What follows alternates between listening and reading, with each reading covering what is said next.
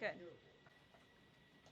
President Trump is saddened and outraged over the brutal murder of 2 Israeli embassy staff here in Washington, D.C. last night. Yaron Lashinsky and Sarah Milgram were a beautiful young couple. In fact, we learned that Yaron was planning to propose to Sarah next week in Jerusalem. Yaron's father, Daniel, spoke about the young couple's devotion for one another this morning. He said, "They were in love, one for the other. The embassy told us they were like a star couple at the embassy. I never expected something like this. He had his whole life before him." These words, especially every parent knows, are heart-wrenching. The evil of anti-Semitism must be eradicated from our society. I spoke to the Attorney General this morning. The Department of Justice will be prosecuting the perpetrator responsible for this to the fullest extent of the law. Hatred has no place in the United States of America under President Donald Trump. Everyone here at the White House is praying for the victims' friends and families during this unimaginable time. Now for some scheduling announcements. On Saturday morning, President Trump will deliver the commencement address at the United States Military Academy at West Point. On Monday, to commemorate Memorial Day, the President will visit Arlington National Cemetery and participate in a wreath-laying ceremony. The President will further honor our military next month on June 14th when he hosts the 250th anniversary of the United States Army with a grand military parade celebration right here in our nation's capital. President Trump will be joined by veterans, active duty troops, wounded warriors, Gold Star families, and patriotic Americans from across the country to celebrate our heroes who have kept us safe. Tickets for the parade and the celebration are available through the America 250 Commission's event registration portal. It will be a truly historic and special day for our country. After the parade, President Trump will travel to the G7 Leaders Summit in Canada from June 15th through the 17th. We will be sending an additional logistics information out after the briefing. Last night, Republicans in the House passed the One Big Beautiful Bill Act, the most significant piece of legislation in years. There were a lot of good faith negotiations in the Republican conference leading up to the final passage, but as always, President Trump came in at the end to bring all sides together and get this deal done. This One Big Beautiful Bill will implement President Trump's Make America Great Again agenda by delivering the largest tax cut in American history for middle-class families, the working class, and small businesses. The One Big Beautiful Bill fulfills President Trump's promises of no tax on tips, which was applauded today by the CEO of Uber, no tax on overtime, a Made in America auto tax break, Trump savings accounts for newborn babies, and substantial tax cuts for our amazing seniors' Social Security benefits. The One Big Beautiful Bill will permanently secure the border by delivering the largest border security investment in history, funding at least 1 million annual removals of illegal aliens to carry out the largest deportation campaign ever, finishing the Trump border wall, and giving pay raises and bonuses for our incredible ICE and Border Patrol agents. The One Big Beautiful Bill protects the Medicaid program and its benefits for the most vulnerable Americans that the program was designed for, by kicking off 1.4 million illegal aliens from receiving benefits and implementing common-sense work requirements for able-bodied Americans. The One Big Beautiful Bill also helps get our fiscal house in order by carrying out the largest deficit reduction in nearly 30 years with $1.6 trillion in mandatory savings. Every single Democrat in the House of Representatives who voted against all of these common-sense and massively popular policies. The Democrat Party has never been more radical and out of touch with the needs of the American people. The One Big Beautiful Bill is the final missing piece toward ushering the golden age of America. The Senate should pass this as quickly as possible and send it to President Trump's desk for a final signature. After today's briefing, President Trump will hold a Make America Healthy Again event alongside Secretary Kennedy and several other cabinet secretaries to unveil the Maha Commission report. President Trump wants every child in America to grow up and to live a long and healthy life. That's why he's working alongside Secretary Kennedy to end the chronic disease epidemic to keep our children healthy, safe, and disease-free. The Maha Commission report is a historic assessment the first of its kind by any presidential administration, of current evidence and research about the health crisis affecting America's children. This report is a review of pre-existing research to comprehensively assess what we understand about our health problems and what we don't understand, and how we can find those answers. All of the findings will be based on the gold standard of science. And I think I speak for all MAHA moms across the country when I say we look forward to the president's event and remarks later this afternoon. And as we head into the Memorial Day weekend, a quick update on gas prices. According to the fuel savings platform Gas Buddy, the national average price of gasoline is expected to be $3.08 on Memorial Day. We expect that to continue to decline because of the president's energy policies. But this is down from Memorial Day last year. And adjusted for inflation, it's the second cheapest price for a gallon of gas on Memorial Day since 2003, thanks to President Trump. And finally, in other news, the Department of Homeland Security conducted a deportation flight from Texas to remove vicious illegal criminals in the United States. All of these individuals were sent, or are trying to be sent, to a third country. And President Trump promised to get vicious illegal alien murderers, rapists, and pedophiles like these out of our country, and he is trying to deliver on this promise. But no matter how upset this makes Democrats, we will continue to deport these monsters to keep Americans safe. And here are the heinous individuals who were on that flight. A Cuban national, convicted of homicide, armed robbery, false impersonation of an official, kidnapping, and robbery strong-arm. A Cuban national convicted of attempted first-degree murder with a weapon. A citizen of Laos convicted of first-degree murder and robbery. A Mexican national convicted of second-degree murder. A citizen of South Sudan convicted of robbery and the possession of a firearm. A citizen of Burma convicted of lascivious acts with a child less than 12 years old. A citizen of Burma convicted of first-degree sexual assault involving a victim mentally and physically incapable of resisting. It's disgusting. And a Vietnamese national convicted of first-degree murder. Now, a liberal activist district court judge in the city of Boston, Massachusetts, is trying to force the President of the United States to bring these monsters back to our country. Judge Brian Murphy is ordering the Department of Homeland Security to give these illegal criminals 15 days to reopen their immigration cases with access to phones and attorneys.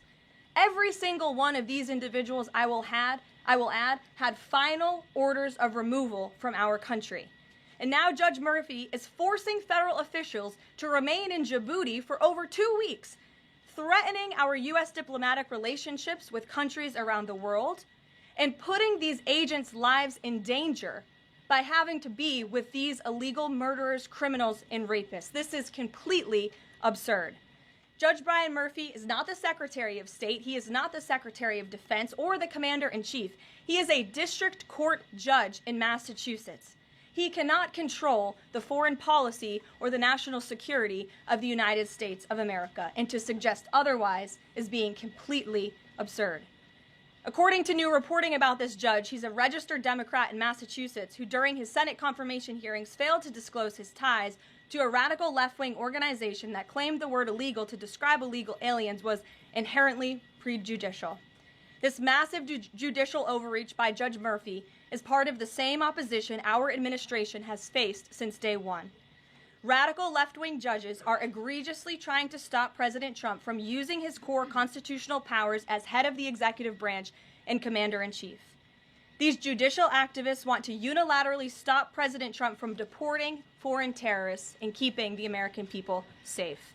Nearly 80 million Americans re-elected this president to deport illegal criminals from our homeland, and polling consistently shows that 90% of Americans want illegal alien criminals, especially those with final orders of removal from our country, who have chosen to continue to stay here illegally. Americans want these people sent home.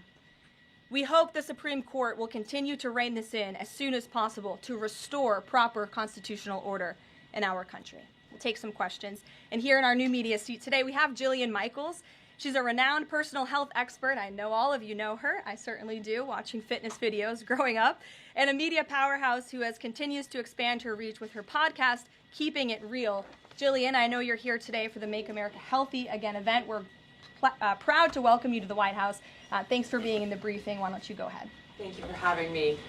As a Maha mom yourself, how do you interpret the significance of this report in terms of delivering measurable health improvements for Americans and their kids, and what specific actions does the administration plan to take in response to it? Sure. Well, thank you for the question. And again, thank you very much for being here. I would like to emphasize, we held a call earlier today with Secretary Kennedy, Secretary Rollins, Administrator Zeldin, and other officials at Health and Human Services to talk about the gravity of this report. When the president took office, he promised to make this country healthy again. And the president signed an executive order directing this commission. And now, less than 100 days later, the commission is delivering this report. It's another promise made and another promise kept. And the report identifies 4 major factors that are contributing to the rise in childhood chronic disease. Again, this is the first time the federal government has really recognized in a single report that we have a problem in our country. Our children are getting sicker, not healthier. This is not just a crisis, a health crisis, but it poses national security implications as well. And this administration is focused on ensuring we understand why. The 4 factors contributing to the report, as you will all hear from the president later, are number 1, poor diet, a robust discussion about ultra-processed food that are dominating our children's diets, environmental chemical exposure, plastics and other chemicals that are unfortunately a part of our daily American life. It talks about the lack of physical activity and chronic stress, and how technology-driven lifestyles are contributing to the decline of our children's physical and mental health. And then lastly, the report touches on the over-medicalization that's taking place in our American society, nowhere else in the world, but just right here in the United States of America. And the report directs the entire administration to understand why these issues are happening and what public policy can the administration implement to ensure that we are fostering a more healthy country for our children. So I'll leave it at that and let the president and his team speak more about this historic report later. But this should be good news for everyone. I don't care what your politics are. We should all agree that we want our children to be healthy and safe, and we want our food supply to be healthy and safe. We have the best farmers and ranchers in the world right here in the United States of America. And we have the best workers in the world. We have the best people in the world. But unfortunately, we have a health crisis that's been plaguing us for too long. And this report speaks to the heart of it.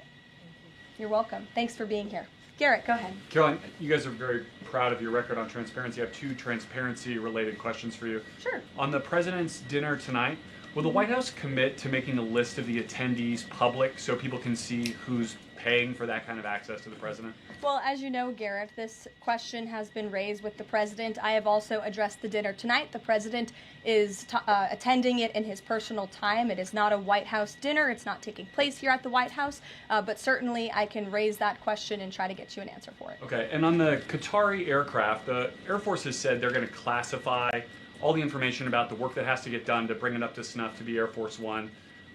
Previous Air Force One contracts, including the one that the president entered into in 2018, are public. That's available knowledge. Will the White House commit to releasing who's doing that work and the cost of that work? I understand that some elements might be classified about specific systems, but will you commit to releasing that basic information so people can see ultimately what this costs? Well, Garrett, as you know, that's a question for the Department of Defense and the United States Air Force, who is accepting this jet as part of their fleet. Declassify anything he wants. Well, you'll have to ask the Department of Defense and the United States Air Force, who is accepting this jet as part of its fleet. Peter. The president can declassify anything that he wants. Has he looked to see if there are any records here that would contradict what we've been told about Joe Biden's decline? He has not directed anyone, to my knowledge, to look into that, but surely I can ask him if he intends to. I think the president has spoken on this pretty extensively, and I have spoken about it extensively from this podium as well, how it was truly one of the worst political scandals this country has ever seen, that the previous administration covered up the decline in the former president's mental and physical ability, and it's now all coming out. But the American people knew the truth, and that's one of the many reasons why President Trump won the election on November 5th. And President Trump says that he basically thinks unelected Biden staffers concealed his decline so that they could use the levers of power for their own personal gain. Well, Look, that's not just the president thinking that, Peter. There's a new book out. I don't know if any of you have heard about it. Again, a little bit too late because the American people knew the truth on this from the very beginning. And there were reporters in this room, including some from your network, Peter, I'll give you a little bit of credit here, who have said that clearly Joe Biden's staffers were engaging in this cover-up. So this is common sense. This isn't the president making it up. These are facts that are now finally being revealed. Right, and I'm not saying the president's making it up, but he specifically talks about the auto pen. He thinks that staffers were using this auto pen. Mm-hmm. Is there some kind of like a badge that you have to swipe to use an auto pen? Is there a record of that? I can tell you here at this White House, the president signs any document that has legal implications. The president signs every executive order. He signs every proclamation. He signs pretty much every document that is needed for the president's signature, with the exception of maybe some letters to children. From what we have heard and seen, that was not the case in the previous administration, and the president is raising good questions that are worth looking into. And as for Maha, I'm going to take a sip of water, if that's okay with you guys. Go ahead. Thanks, Caroline. Back to the presidential gala tonight. Did anyone in the White House or in the White House counsel's office advise the president against holding this sweepstakes, whereby people who spent the most money on his Trump coin would then have access to the president at this dinner? Again, the president has been asked about this. He has addressed this. I have also stated previously from this podium that the president is abiding by all conflict of interest laws that are applicable to the president. And I think everybody, the American public, believe it's absurd for anyone to insinuate that this president is profiting off of the presidency. This president was incredibly successful before giving it all up to serve our country publicly. And not only has he lost wealth, but he also almost lost his life. He has sacrificed a lot to be here, and to suggest otherwise is frankly completely absurd. Does the White House Libby, have go any ahead. concerns? Round of nuclear talks between Iran and the U.S. is going to take place on Friday in Rome. What is the president anticipating ahead of that, and if a deal doesn't come from that meeting, is he going to walk away? Well, I'm glad you brought up Iran, because I do have an update. The president spoke to Prime Minister Benjamin Netanyahu today. They had a productive discussion. They discussed many things, including, of course, the tragic shooting that took place here in Washington, D.C. last night. But they also did talk about a potential deal with Iran, which the president believes is moving along in the right direction. And as the president told me, and he's told all of you, this deal with Iran could end in two ways. It could end in a very positive diplomatic solution, or it could end in a very negative situation for Iran. So that's why these talks are taking place later this week. Yamish, good to see you. Hi, good. Thanks for taking my question. Sure. The president showed a video that he said showed more than 1,000 burial sites of white South Africans that he said were murdered. We know that that was not true and that the video wasn't showing that. So I wonder, why did the president choose to show that? What's not true, Yamish? It's not true that the video was showing a burial site. It is unsubstantiated that that's the case. No, it is true that that video showed the crosses that represent. Which is what the president claimed. The video showed images of crosses in South Africa about white farmers who have been killed and politically persecuted because of the color of their skin. The president And those claimed crosses that it are was showing representing a their burial lives. Those crosses are representing their lives in the fact that they are now dead, and their government did nothing about it. Are you disputing that there's no... Disputing the fact that the video showed what the president claimed it showed, because it did not show that. But even more, what I'm asking you is who at the No, it White did House... show that. It showed white crosses representing people who have perished because of racial persecution. Verifies the videos that the president shows, and what protocols are in place when there's unsubstantiated information being put out for the world and world leaders to Yamish, show? what's unsubstantiated about the video? The video shows crosses that represent the dead bodies of people who were racially persecuted by their government. In fact, the Associated Press, of all places, has a picture of that very monument, and the caption from the Associated Press is, "Each cross marks a white farmer who has been killed in a farm murder." So it is substantiated, not just by that video and the physical evidence that everybody saw on display in the Oval Office, but also by another outlet in this room, the Associated Press. So you should take it up with them if you believe the claim is unsubstantiated, and that's a ridiculous line of questioning. John, go ahead. Go ahead, John. Thank you, Caroline. The big, beautiful bill now goes to the Senate. Does, yes. A lot of the Republican senators have promised amendments that will water this thing down dramatically.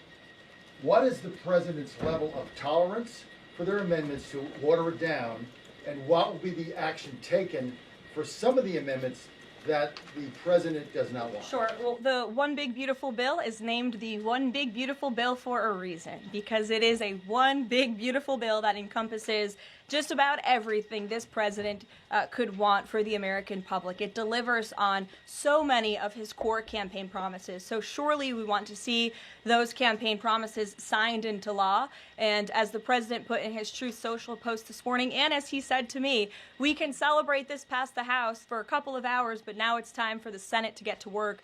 The president has a great relationship with Senate Majority Leader Thune, and of course so many friends on the Senate side of the Hill, and he's expecting them to get busy on this bill and send it to his desk as soon as possible. Phil. Thank you. Given that the president said the other day the SALT cap, we don't want to benefit Democratic governors, if the Senate was to reduce that SALT cap or make any type of changes, would he support that, or is this a situation where done is beautiful and he just wants to pass it? Well, look, it's a hypothetical question, obviously. Negotiations. What the president said. Well, correct, and the bill passed, didn't it? So now it's off to the Senate where additional negotiations will take place, and we'll see how it goes. Michael. Thank you, Caroline. Two questions on the beautiful bill. One of the campaign promises from President Trump was no tax on Social Security. Now, due to congressional rules, that wasn't able to be included in this bill. How does the president plan to follow through on that campaign promise? Well, this bill did address taxes for our seniors. It actually allows them to take off significant money from their Social Security payments, get more money back, I should say, put more money in their pockets for various reasons. So this bill delivers on that promise. That's the view of the White House. Secondly, you had two Republicans last night that voted against this bill, Congressman Massey and Davidson. Does the president think that they should be primaried? I believe he does, and I don't think he likes to see grandstanders in Congress. What's the alternative? I would ask those members of Congress. Did they want to see a tax hike? Did they want to see our country go bankrupt? That's the alternative by them trying to vote no. And the president believes the Republican Party needs to be unified, and the vast majority of Republicans clearly are and are listening to the president. They are trusting in President Trump, as they should, because there's a reason he's sitting in this Oval Office. It's because he's the unequivocal leader of the Republican Party. Not just a president for Republicans, but all Americans. The president's approval rating is at an all-time high right now, and it's because he knows how to deliver. And Republicans like Thomas Massey and others should take note. Stephen. Thank you, Caroline. Building on the question about Social Security, the bill includes the president's promises to address taxes on tips and overtime. Could you say his feelings about the income cap? Is he satisfied where that landed? And also on a different matter, could you comment on the investigation that the Justice Department has into Andrew Cuomo? As for the first question, the president is clearly satisfied where the bill landed because it passed. Again, now it has to go to the Senate, so changes could certainly be made. As for your second question, I would defer you to the Department of Justice. Caroline? Christian. Yeah, thanks, Caroline. Can you explain the decision to totally shake up FEMA leadership just a week before hurricane season? You'd have to ask the Department of Homeland Security in terms of leadership, but certainly the administration, and I know the National Security Council here at the White House is monitoring storms and natural disasters that are happening across the country at all times. We're briefed on those. The administration is briefed on those, and Secretary Noem is leading that effort for sure. Switching gears, Caroline. Yeah, just following up on Warren Davidson, I wanted to read you his quote that he posted online. While I love many things in the bill, promising someone else will cut spending in the future does not cut spending. Deficits do matter, and this bill grows them. Why should that get a Republican primary? This bill saves $1.6 trillion for the American taxpayer. It saves more than any bill that has ever passed Capitol Hill has. In fact, by double. The next bill saved $800 billion. This bill saves $1.6 trillion. So this is a very good bill for the American people, the American taxpayer. And I believe, as an outlet put it with a headline this morning, it might have been Politico actually, they wrote that the American people are going to be flush with cash when this thing is signed into law. And that's a good thing for American taxpayers. Sure, go ahead.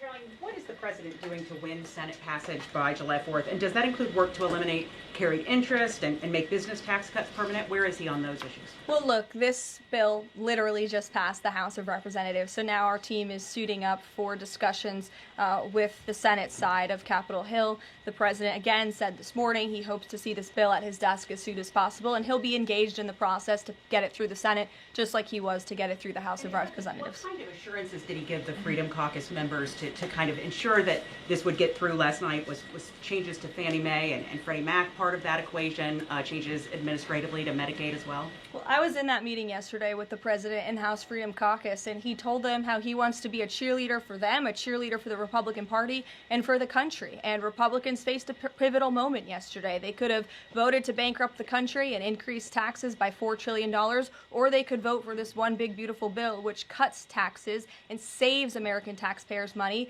And he put that proposition before them, and clearly they heeded the call because the bill passed last night. Sure. Caroline, so on the Or this morning, rather. The, Every day is going into the next. Go ahead. The Netanyahu call. Just curious, did the president raise the flow of aid into Gaza?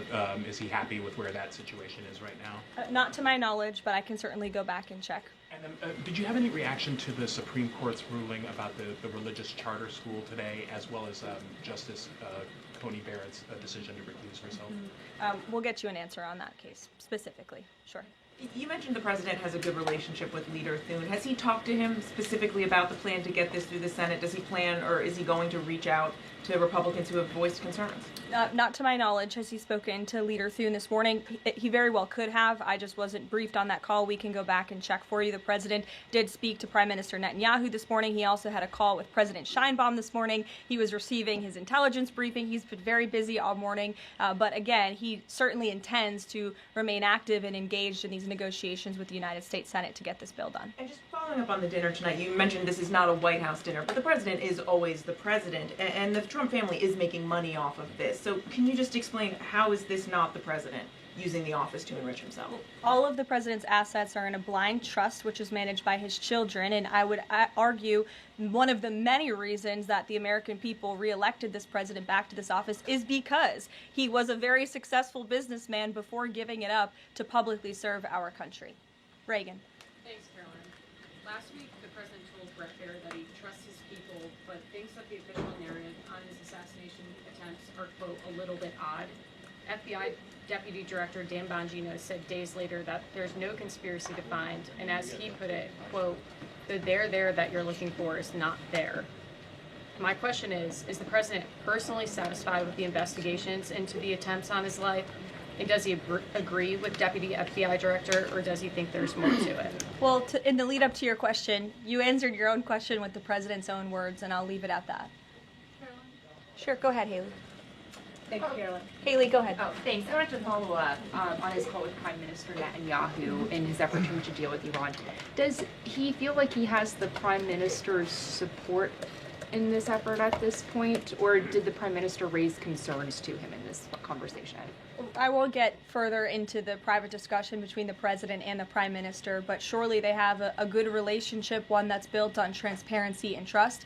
And the president has made it very clear to not just Prime Minister Netanyahu, but also the world, that he wants to see a deal with Iran struck, if one can be struck. He does not want to have to take the latter option, the more severe and negative option. He wants to see a deal. The president is a deal maker, and he believes strongly in diplomacy, and he's made that clear to the prime minister, but also to all of you and, frankly, the rest of the world. Mary. Thank you, Caroline. Sure. Two questions, one on the terror attack last night and then another on the big, beautiful bill. Do you or President Trump have a message to politicians like Ilhan Omar, who only this morning explicitly avoided condemning this act of terror? It's despicable. And frankly, we have seen a rise in anti-Semitic protests, of pro-Hamas protests, of terrorist sympathizers. We saw them on our college campuses, and we've seen the Democrat Party turn a blind eye and in some cases actually embrace such anti-Semitic illegal behavior. And that's why this administration has done more than any administration in history to crack down on anti-Semitism. As you know, in January, when the president took office, he signed a new executive order to combat anti-Semitism. He created a commission focused on doing just that. The Justice Department announced their task force as well. The Secretary of State, Marco Rubio, has revoked thousands of student visas from campuses where these pro-Hamas terrorist campus agitators and violent protests took place. And we've also withheld funding from those very campuses as well in an effort to combat anti-Semitism. So the president's made it very clear that such hatred will have no place in our country. Thank you. And then on the big, beautiful bill, I know there's a provision that the House included that defunds Planned Parenthood, not only because of the fact that it's the nation's largest abortion provider, but also because it's, I think, the biggest distributor of transgender hormones right now, even to minors, according to Live Action. So is the president committed to making sure that provision stays in the Senate? The president has maintained a very clear commitment to ensuring that this administration and the American people's tax dollars are not funding any institution. That includes hospital systems that are funding the chemical castration and mutilation of children. We're not going to tolerate taxpayer dollars going to such efforts. Sure. Thanks, Caroline. You mentioned at the top of the briefing that the migrants were to be sent to a third country. I was just wondering, could you share any more on, which countries the administration has struck these agreements with, and what that agreement with South Sudan specifically looks like? Well, first of all, I won't litigate foreign policy from the podium, but what I will reiterate is the absurdity of this ruling from a district court judge in Boston who is just creating new immigration laws out of thin air. This administration, let me be very clear, because there have been a lot of fake headlines about this deportation flight over the last 2 days. This administration has complied with all court orders. And the individuals whose names I just revealed and whose criminal histories I just spoke of that are on this flight, every single one of them had a final order of removal from our country. In fact, one of these violent illegal criminals had a final order of removal given to him in 1999. It's 2 years after I was born. This individual, this criminal, has been living in our country for an entire generation. And now we have a district court judge who is trying to tell the president and the Secretary of State and the Secretary of Homeland Security that an illegal criminal murderer who's been hiding in the shadows in our country for nearly 30 years cannot be deported from United States soil. That not only is undermining our entire immigration system, but it is also undermining our diplomatic negotiations with countries around the world. How are countries on this earth supposed to trust the United States government and these good faith diplomatic negotiations when these countries accept these repatriation flights? How are they supposed to trust us if we have radical district court judges who are going to say, no, you can't do that? And now these illegal criminal murderers and rapists have to sit in Djibouti with our ICE agents who now have to sit there for more than 2 weeks without the proper resources. This judge is not only undermining our immigration system, undermining our foreign policy and our national security, but this judge is undermining the safety of the ICE agents who are putting their lives on the line to remove this list of illegal criminal terrorists. It's truly despicable what's happening in our court system, and the president and this administration hope that the Supreme Court will do what it needs to do to rein in these liberal activist judges. And the Supreme Court has already said it is well within the president's purview to dictate foreign policy, and a radical district court judge should not be getting in the way of that. We'll see you all later at the Maha event. Thank you. Thanks, Caroline.